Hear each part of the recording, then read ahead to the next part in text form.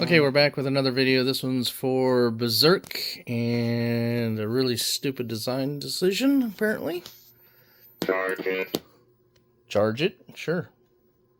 Destroy it.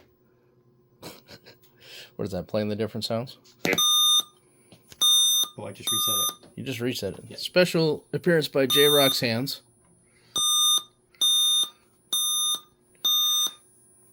Okay, so we're going to set the dip switch to off so we can see what... Okay. So over here is a set of dip switches. If dip switch 1 is off, then we get intruder alert. crappy sound effects. Go ahead and run into the wall if you can, so you can die. Okay, that's what it sounds like when that dip switches.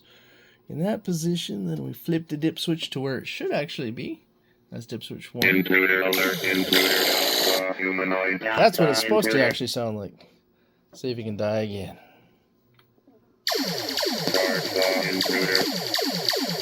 It sounds really good. Charge intruder alert, humanoid. Yep. Well, thanks for watching.